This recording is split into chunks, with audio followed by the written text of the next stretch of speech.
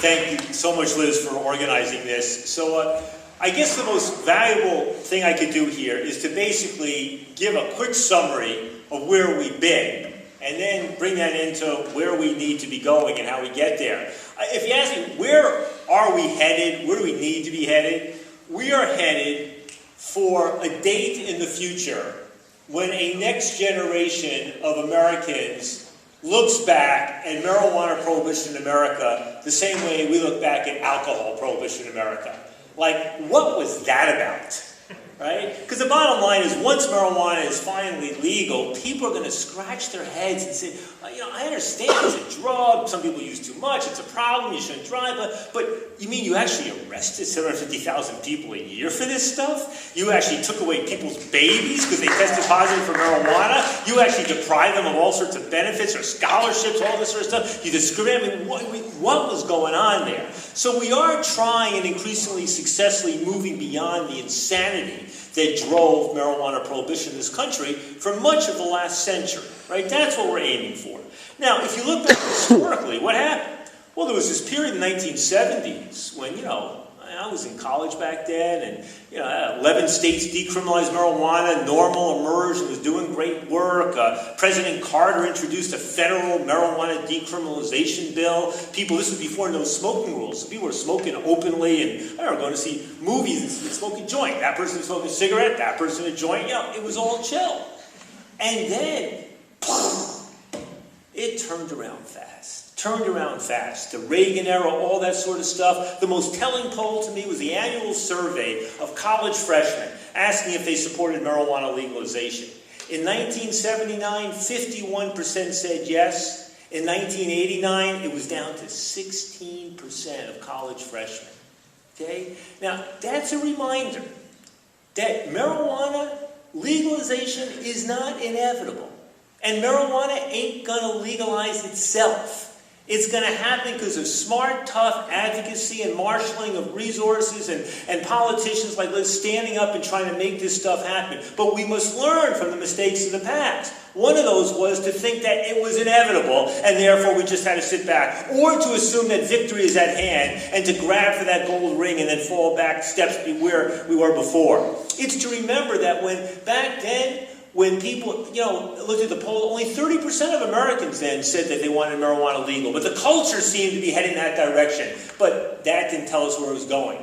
And you know what else you got to watch out for? Back then, there was another survey in the late 70s. And it did the annual survey of high school adolescent marijuana use. And what they found in 78 or 79 was that something like 10 or 11% of all high school juniors or seniors were saying that they were smoking marijuana daily. Now, the marijuana reform movement in the late 70s had no response to that. We have a response, and we need that response to be out there. Because nothing that could set us back further than the popular fear and the reality of large numbers of young Americans waking and baking every day and scaring the hell out of their parents and screwing up in school. So understanding that a significant increase in adolescent marijuana use, right, if that happens for whatever reason, because of our work, because of any other sorts of reasons, that is a major risk, and we need to be out front on addressing the issue of adolescent marijuana use in a responsible way, and especially distinguishing between the recreational use, the occasional use, and that problematic use. So that's the lesson. Now, what happened? 1990s. The drug war had gone crazy in the late 80s, early 90s. We did some polling in the mid-90s, and we asked, we were sort of looking for, where do the majority of Americans think that the drug war had gone too far by 1995, 96? And two issues popped up. One was, people thought that if you used marijuana for medical purposes with a doctor's recommendation, that should be legal. The other one was they thought that people who got picked up for drug possession, had a drug problem, should get the option for treatment, not incarceration.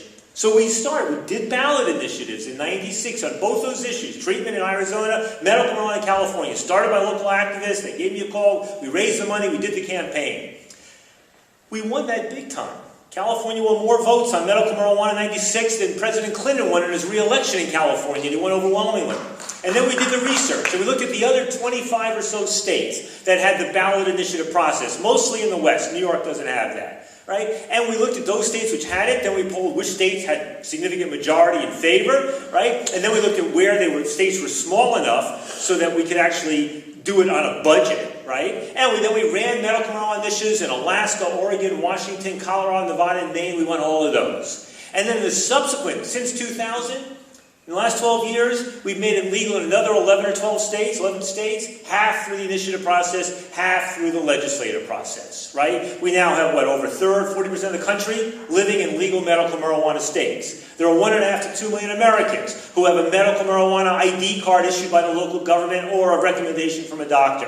And in places like California and Colorado, you have more dispensaries above ground, paying taxes, providing marijuana to patients with a recommendation than you have coffee shops in the Netherlands, right? So we managed to bring marijuana from the underground to the above ground. We managed to normalize it. People saw marijuana shops selling marijuana to patients even if they didn't look all that sick. But you know what? The sky did not fall. Marijuana use did not jump dramatically, right? There was maybe some increase, but who knows why. Was there criminality involved? A little here and there, but no big problems of crime around the dispensaries. What we saw was that we could move forward with legalization of medical marijuana in ways that were meaningful to people, right, who needed it, and that helped transform the public consciousness. Now Florida is going to have an initiative coming up in all likelihood, and maybe New Hampshire, Illinois, or Minnesota, or other states will move forward. So New York is part of that pack.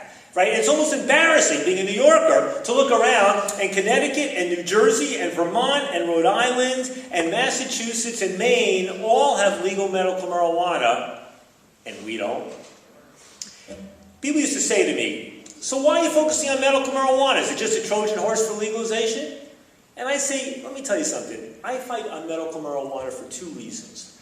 The first one is because the persecution and prosecution of people who really use marijuana as a medicine is the most egregious aspect of the war on marijuana. And those guys get to come first in line when it comes to who we're going to try to protect and take out of the criminal justice system. And the second reason is because I think moving forward on this issue will transform the public dialogue and the public debate around the broader marijuana issue. I think there's a chance, and I could never prove it to the skeptics, but there's a lot of circumstantial evidence that working on the medical marijuana issue has helped open up a new kind of public dialogue around broader marijuana decrim and legalization.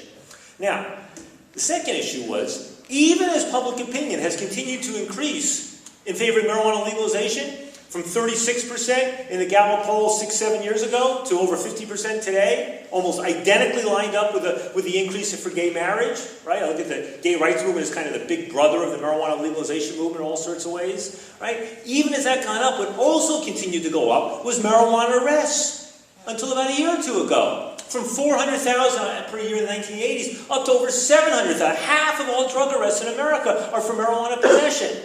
And what's the marijuana capital of the world? New York City, right? David Dinkins had 2,000 people arrested over marijuana back in the 90s, and now, Bloomberg and Giuliani was up to roughly 50,000 a year. So Drug Policy Alliance, working with Vocal and a whole range of other organizations, we launched a campaign across the board. Academic research, media outreach, demonstrations outside the mayor's house, getting at the city council, talking to people in the state legislature to push this issue. Governor Cuomo, to his credit, stepped out last year and basically said, I'm introducing a bill which was essentially the Drug Policy Alliance bill. This year they tried to get it through in the budget bill, which was impressive. To get marijuana, decrim, anything arrest into the budget bill, didn't quite get there. Who knows why? Did the governor not really put his back behind it? Did the Republicans get in the way? Did the Democrats not have their stuff together? I don't know what the answer was. All I know is it still got a shot this year. Right?